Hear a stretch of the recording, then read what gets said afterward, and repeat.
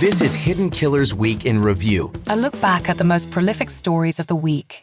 Gypsy Rose Blanchard, she is someone who went from being completely isolated, imprisoned, really, and horribly abused by her mother, Dee Dee Blanchard, in Springfield, Missouri, to then finding herself behind bars for the murder of her mother, along with her boyfriend, Nick Godejohn. And at the same time, becoming quite the hot commodity, quite the popular lady, if you will. Hundreds of people writing into her, expressing their interest in dating Gypsy Rose Blanchard from behind bars. And she even entertained some of those letters and individuals, even ended up marrying one of them.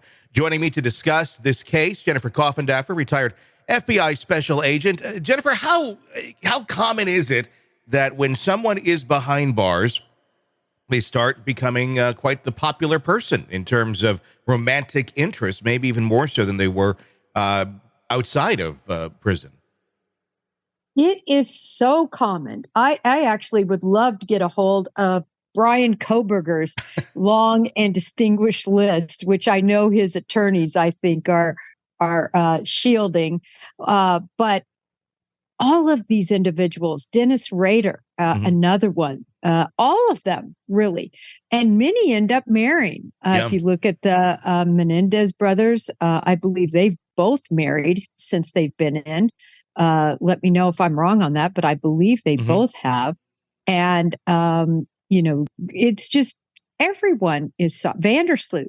He was married, even fathered a child, from my understanding, because of their loose, laws, requirements, which weren't many.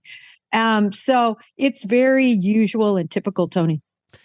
What kind of individual is it, though, that says on the outside, you know what, I think my best option is to write to these people that are behind bars in prison, that I they can't get out right now. It seems, there's so many weird elements to it, I would think, in someone's personality, that it becomes advantageous. They're not going anywhere. They're behind bars. They also committed some sort of a crime. We have very high-profile cases where I'm sure they probably get a few more letters than others. But even if it's not a high-profile case, these sort of things happen. Again, back to the profile, what kind of person is doing that, and why, writing in? Well, first of all, that person is very not convinced that the individual they're talking to committed the crime. So they're very empathetic to their situation. We see it all the time in social media. Huge groups form that believe individuals are definitely innocent, even after post-conviction, with extremely strong evidence that's shown. So they, I think, have a lot of sympathy for their situation because they truly believe they're not righteously incarcerated. And then you have the responses from the individuals that they're dealing with inside prison that are saying, well, of course I'm innocent. I've been framed. So even more sympathy builds. And so I think that is the genesis. I've got to tell you, Tony, there was a special agent female that I worked with. She actually became assigned to my squad after this situation, and she was in charge of prison violations, civil rights types violations in federal prison. And she ended up falling in love with a death row inmate. Wow. And lost her job with the FBI, was having, conjugal visits with him. It was unbelievable. And I knew this agent for years. She was actually one of the very first agents, in the Bureau. She had been around a long time, way before me. She was lonely, never been married, never had children, because many people become what we call Betty Bureaus. They become married to the FBI because you spend all your time with the FBI and you don't have an outside life. And that was her. And so adding to that profile is somebody who is truly lonely.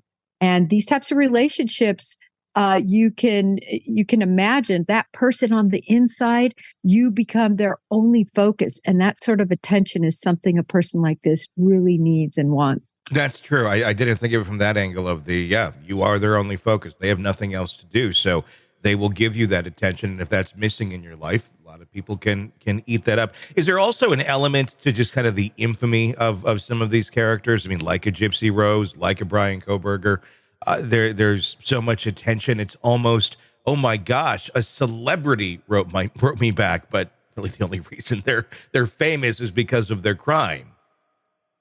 Absolutely. That is a factor. And we've seen that before in cases where individuals have these relationships and they sort of get this bit of stardom, right? The media goes after them, they start interviewing them.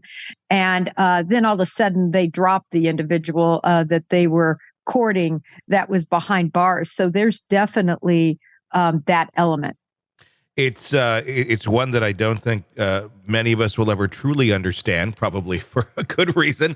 But just so many questions about what would drive someone to want to go down that road, but it clearly happens all of the time. What about the success rate on these relationships? How often do you end up seeing, oh, they've been together 5, 10, 15, 20 years, especially if there is a release involved? I guess it's probably a little bit easier maybe to maintain that behind bars if that's the dynamic one is comfortable with. But once they do get out into the real world, like we're seeing right now with Gypsy Rose Blanchard, is there much of a success rate on those relationships? Well, I haven't seen any specific statistics on that, Tony, but I think some actually do succeed, at least for a short amount of time. It's certainly much more successful when they're behind bars because everybody becomes comfortable with their situation and they're in a perfect, controlled environment, right? It's like having a caged boyfriend. He can't go out on you. He can't cheat on you. You know exactly where he's at and what he's doing all the time, or a female for that token. So I think it becomes more difficult when they get out.